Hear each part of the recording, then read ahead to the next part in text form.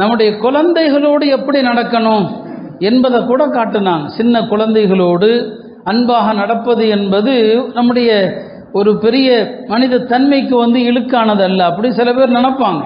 நபி ஸல்லல்லாஹு அலைஹி வஸல்லம் ஒரு முறை குழந்தைகளை முத்தமிட்ட நேரத்தில் ஒரு கிராமவாசி சொன்னார், எனக்கு 9 பிள்ளைகள் இருக்கிறாங்க, நான் ஒரு பிள்ளையை கூட கொஞ்சி முத்தமிட்டதில்லைன்னு சொல்லி.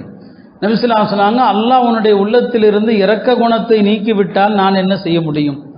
உன் உள்ளத்தில் அல்லாஹ் ரஹமத்துங்கிற குணத்தையே வைக்கல, நான் என்ன செய்ய முடியும் என்று சொன்னான்.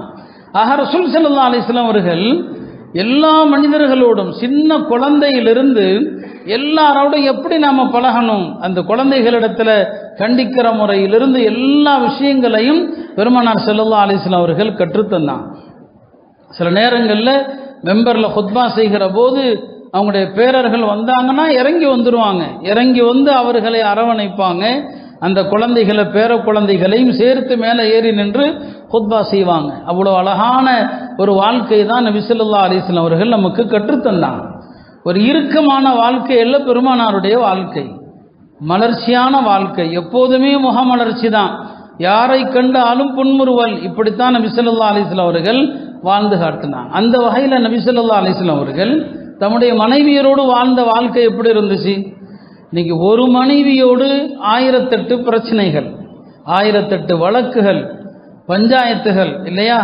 எவ்வளோ பேர் இன்னைக்கு பஞ்சாயத்துகள் செய்கிறாங்கன்னு அதை சொல்ல வரல, யார் யார் பண்ணுறாங்கன்னு சொல்ல வரல. எவ்வளவு பிரச்சனை இருக்குது பாருங்க.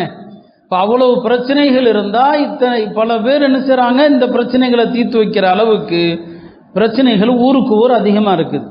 வெளியூர்களில் இருந்தெல்லாம் பஞ்சாயத்து வருகிற அளவுக்கு ஒரே ஒரு மனைவியை வைத்து வாழ முடியல, சமாளிக்க முடியல. எப்படி வாழணுங்கிற முறை தெரியாததுனால ஒரு மனிதன் திருமணம் செய்து முதலிரவை துவங்குவதிலிருந்து வாழ்க்கையின் கடைசி நொடி வரைக்கும் மனைவியோடு எப்படி இருக்கணும் என்று பெருமானார் வாழ்ந்து காட்டியிருக்கலாம். முதலிரவிலிருந்து.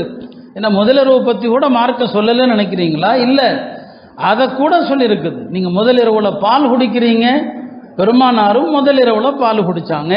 அன்னை ஆயிஷா ரதியல்லாஹு அன்ஹா அவர்கள் தாம்பத்திய உறவுக்கு அவங்கள தயார்படுத்தும் போது அஸ்மா ரதியல்லாஹு அன்ஹா ஆயிஷாவை அலங்கரிக்கிறாங்க. அலங்கரிக்க பெருமானார் இருக்கிற அறைக்கு அனுப்புகிறாங்க. கூடவே பின்னால் ஒரு குவளையில் பாலும் எடுத்து செல்லப்படுது. நபி ஸல்லல்லாஹு அலைஹி வஸல்லம் அவர்கள் அந்த பாலை அருந்தினார்கள். பிறகு பெருமானாரிடம் கொடுத்தாங்க. ஆயிஷா வெக்கத்தில் தலை கீழே போட்டுட்டாங்க. அஸ்மா சொன்னாங்க, வாங்கி குடிங்கன்னு சொல்லி. ஏன்னா சின்ன பொண்ணு அவங்க சொன்னாங்க, வாங்கி குடிங்க. பெருமானார் கொடுத்தது. அப்போ கணவர் குடித்து விட்டு மனைவிட்ட கொடுக்குறாங்க. ஆயிஷா அதை வாங்கி குடித்தாங்க. ஆக முதலிரவில் பால் குடிக்கிற விஷயத்திலிருந்து பெருமானாருடைய வாழ்க்கையில முன்மாதிரி இருக்க தான் செய்யுது இல்லையா? தாம்பத்திய வாழ்க்கை ஆரம்பிக்கிற முறையிலிருந்து எடுத்ததுமே வாழ்க்கைக்குள் செல்வதல்ல. பெருமானார் ஸல்லல்லாஹு அலைஹி வஸல்லம் அவர்கள் அதையும் கற்றுத்தந்தாங்க. மனைவி வந்தால் வந்ததும் மனைவி தலையில கை வைக்கிறது, முன் நெற்றியில கை வைக்கிறது, துஆ செய்கிறது. அல்லாஹும்ம இன்னி அஸ்அலுக கைரஹா வ கைர மா ஜபல்த அலைஹா வ அஊது பிக மின் ஷர்ரிஹா வ ஷர்ரி மா ஜபல்த அலைஹா. யா அல்லாஹ், இந்த பெண்ணுடைய நன்மையை கேட்கிறேன், அவளிடம் எந்த இயற்கை சுபாவத்தை நீ ஏற்படுத்தி இருக்கிறாயோ அதனுடைய நன்மையை கேட்கிறேன், அவளுடைய தீங்கிலிருந்து பாதுகாப்பு தேடுறேன். முதலில் அவரிலிருந்து எல்லா விஷயங்களையும் நமக்கு கற்றுத்தந்தாங்க.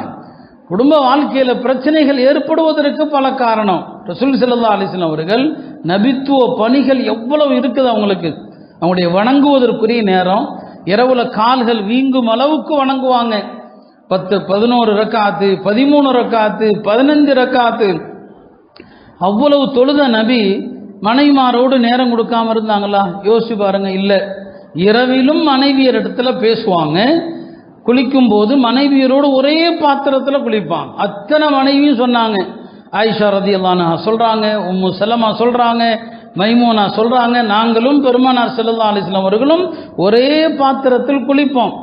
கணவன் மனைவிக்கு இடையிலான உறவுல இந்த அம்சங்கள் எல்லாம் இருக்கணும்.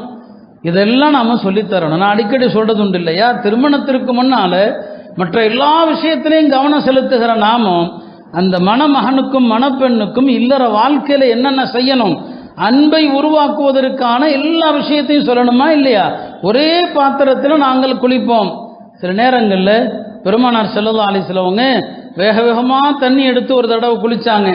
மனைவி கெஞ்சுறாங்க, எனக்கு கொஞ்சம் தண்ணி வைங்க, எனக்கு கொஞ்சம் தண்ணி வைங்க யா ரசூலல்லாஹ், எவ்வளோ அழகான வாழ்க்கை பாருங்க, எவ்வளோ இனிமையான ஒரு வாழ்க்கை பெருமானார் ஸல்லல்லாஹு அலைஹி வஸல்லம் அவர்கள் தம் துணைவியரோடு வாழ்ந்திருக்கிறாங்க. சேர்ந்து ஒன்றாக அமர்ந்து சாப்பிடுவாங்க. இன்னைக்கு அந்த பழக்கங்கள் இல்லாமல் போச்சு. சேர்ந்து மனைவியோடு சாப்பிட்றது, எல்லா விஷயத்தையும் வீட்டுக்குள் கணவன் மனைவி இதெல்லாம் செய்யணும். என்ன ஆங்கிலேய மேற்கத்திய கலாச்சாரம் இதையெல்லாம் அசிங்கமா ஆபாசமா ரோட்ல 4 பேர் பார்க்குற மாதிரி செய்ய சொல்றான். ரோட்ல 4 பேர் பார்க்குற மாதிரி ஒரு ஆணும் பெண்ணும் ஒரே கப்பில் என்னங்க ஜூஸ் குடிக்கிறது, இதெல்லாம் ஒரே ரோட்ல வச்சு செய்யறான். இதெல்லாம் வீட்டில் மனைவிக்கு முன்னால் தனிமையில் இந்த எல்லா விஷயத்தையும் மார்க்கம் சொல்லுது. அன்பை வளர்க்கக்கூடிய விஷயங்கள்.